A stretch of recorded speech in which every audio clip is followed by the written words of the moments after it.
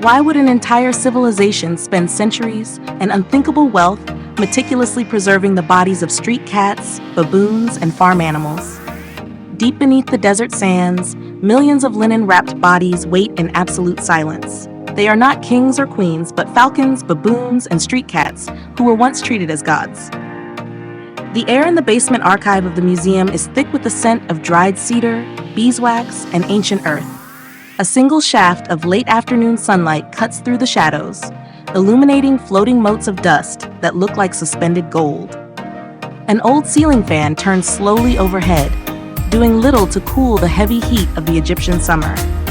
We are far from the Grand Pyramids or the crowded tourist markets of Luxor. Here, in the quiet depths, a caretaker named Tariq adjusts his reading glasses and carefully rests his weathered hands on a wooden crate. Inside lies a bundle of linen, perfectly preserved, shaped into the delicate contour of an ibis bird. Its wrappings form a complex geometric pattern, woven with a level of care that feels intensely personal. This was not a king. This was a bird plucked from the reedy banks of the Nile thousands of years ago. Yet it was treated with the same sacred oils, the same imported resins, and the same quiet prayers as the greatest rulers of the ancient world. Welcome to Culture Journey. When we think of ancient Egypt, our minds naturally drift to towering monuments, golden burial masks, and the sweeping drama of human immortality.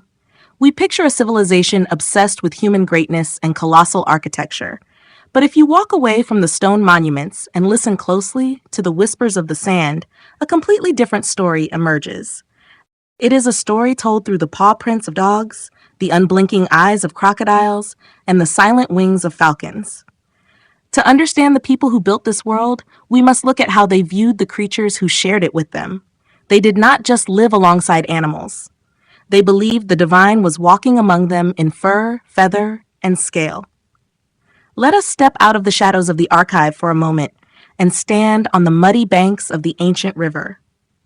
The people who built this civilization did not view themselves as masters of nature. They surrendered to it. Every single year, the Nile River swelled and flooded the fields, bringing the dark, rich mud that made all agriculture possible. The timing of the flood was written in the stars, but the exact volume of the water was a constant, terrifying mystery.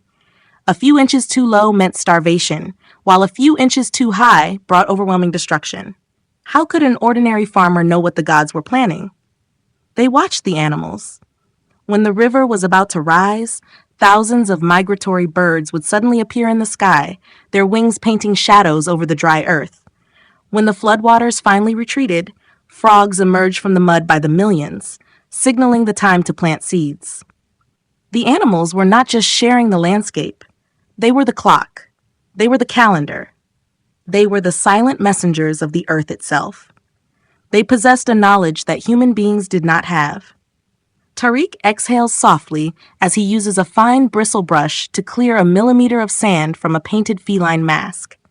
He has spent 30 years in these quiet underground rooms, surrounded by the silent menagerie of the ancient world. He does not treat these bundles as historical artifacts or museum curiosities. He handles them like fragile memories. Watch his hands. They move with a deliberate slowness, a rhythm passed down through generations of those who understand the heavy weight of the past. He points to a tiny, faded ink mark on the linen of a wrapped cat. Among the millions of anonymous temple offerings, this specific bundle holds something incredibly rare.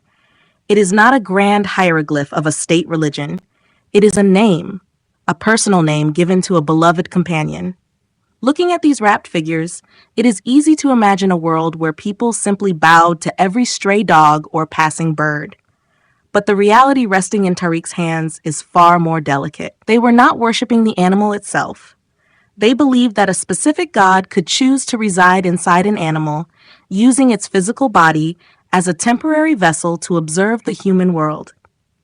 When you looked into the golden eyes of a street cat sitting in a warm sunbeam, you were not just looking at a clever hunter. You were looking at a living window.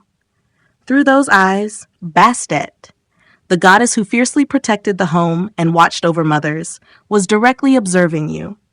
The divine was not distant. It was not locked away in the sky or hidden behind massive temple doors. It was sitting on your courtyard wall, cleaning its paws. This belief extended into the wild as well.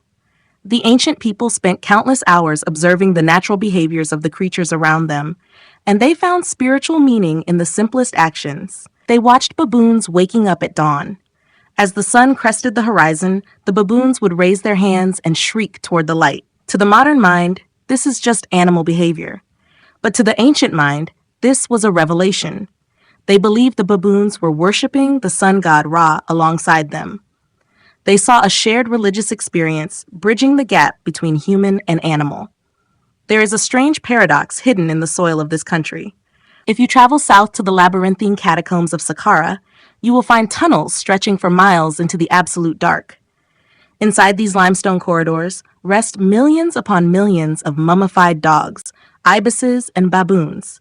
It is staggering to witness. The sheer scale feels, at first glance, like a culture entirely consumed by the mechanics of death and the preservation of corpses. But as you walk through the warm shadows of these tunnels, breathing in the faint metallic scent of old dust, the feeling begins to shift. This was not an obsession with death at all.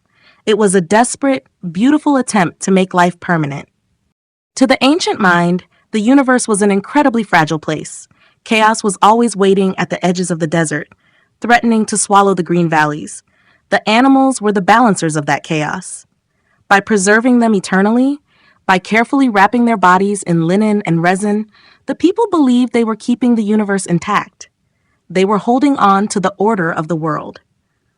But how did ordinary people interact with this immense cosmic belief? Imagine walking through the noisy, vibrant streets of ancient Memphis during a festival day.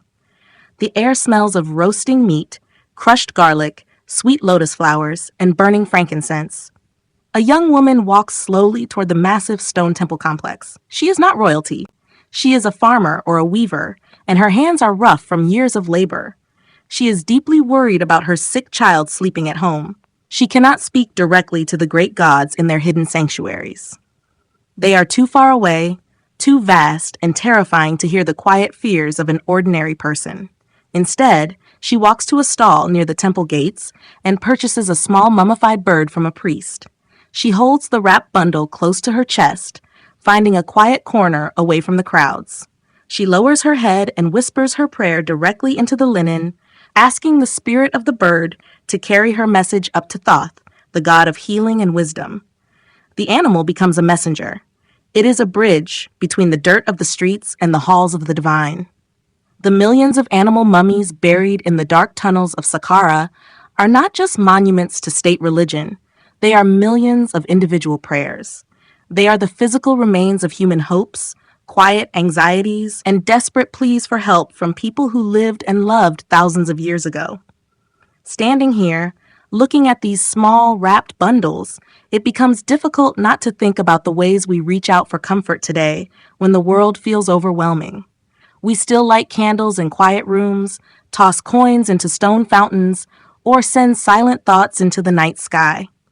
The human desire to be heard by something greater than ourselves has not changed. It has simply taken different forms across the centuries. What would you whisper into the dark if you believed something was listening? As we follow Tariq deeper into the archive, the nature of our journey shifts. We move away from the massive numbers of messenger birds and temple offerings. Tariq walks us over to a glass case near the back wall, where the museum light is softer. Inside rests a delicate wooden coffin, custom built to fit the slender body of a gazelle. Beside it lies a hunting dog, wrapped carefully, with its own worn leather collar placed neatly around its neck. These were not temple messengers. These were family. The ancient people of this land believed that the afterlife was a perfect continuation of this exact life. They wanted their homes, their favorite foods, their blooming gardens, and their music to wait for them on the other side of the long sleep. And they simply could not imagine a perfect paradise without the animals they loved. Those who had the means dedicated significant wealth to ensure their dogs, cats, and monkeys were preserved with dignity, buried faithfully by their sides to follow them into eternity. It is a quiet realization that bridges the vast distance of centuries. We see their towering pyramids and their golden masks, and we think of them as alien, unapproachable figures from a lost time. But when we see a carefully wrapped puppy buried beside its owner, Suddenly, the distance vanishes entirely. We know exactly who they were. We understand that kind of love. Would it bring you comfort, knowing that the bond you share with a companion could stretch beyond the boundary of a single lifetime? This beautiful preservation of pets reveals how deeply the people of this land valued the present moment. They did not want to escape this world to reach a distant, unimaginable heaven. They loved the feeling of the morning sun warming the earth, the taste of the cool river water, the laughter of their children, and the physical presence of their animals so much that they simply wanted those exact feelings to last forever. They were a people radically in love with living. There was one animal, however, that stood above all others, a living, breathing creature treated with a level of reverence that rivals the greatest human kings. In the ancient city of Memphis lived the Apis bull. He was not a stone statue. He was a real, massive black bull chosen by the priests for specific white markings on his coat. Once chosen, this bull was believed to host the spirit of the creator god Thoth. For the entirety of his life, the Apis bull lived in absolute luxury. He was given a sprawling palace courtyard of his own. He slept on soft beds, was fed the finest grains sweetened with raw honey, and was bathed daily in warm water. Musicians played harps for him while he rested in the shade. When the Apis bull eventually died of old age, the entire nation went into deep mourning. People tore their clothes and wept in the dusty streets, mourning a farm animal as though the foundation of the world had cracked. The massive bull was mummified on gigantic alabaster tables, wrapped in pure gold, and buried in an underground granite sarcophagus weighing 60 tons.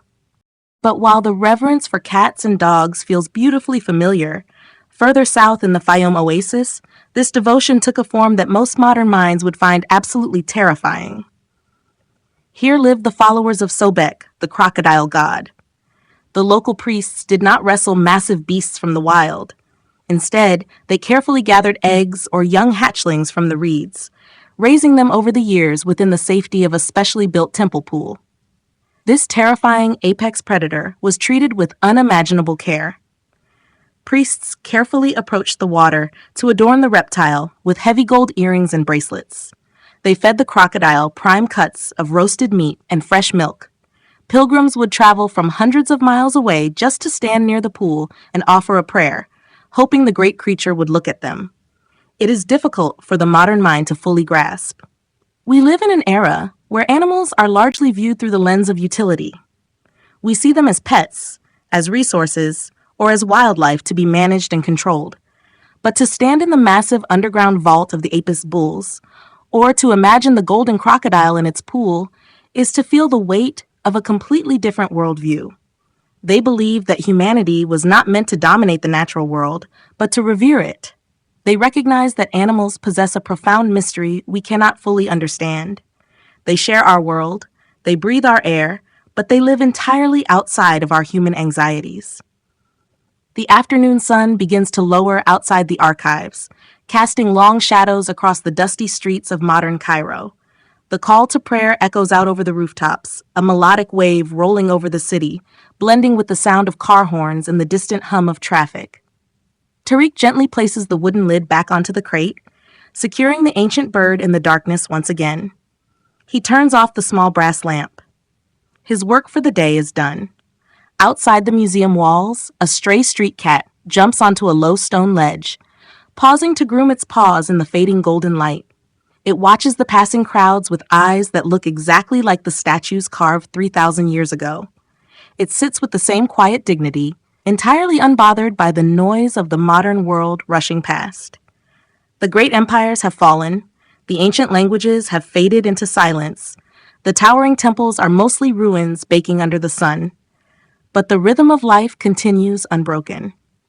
The people who walked these streets millennia ago understood something deeply profound about our place in the world. They knew that human beings are not separated from nature. We are part of a shared, breathing community of life. To look into the eyes of an animal is to recognize a different kind of intelligence, a different expression of existence looking back at you. Perhaps that is why they treated them as sacred. Not because the animals perform magic, but because life itself is entirely magical. Thank you for walking quietly with us today. If you found meaning in this journey, please consider leaving a like, sharing this story with someone who appreciates the deeper rhythms of the world, and subscribing to travel with us again. Our world is full of beautiful mysteries waiting to be understood, and it is always better to explore them together. Until our next walk, take care of yourselves and pay attention to the quiet life around you.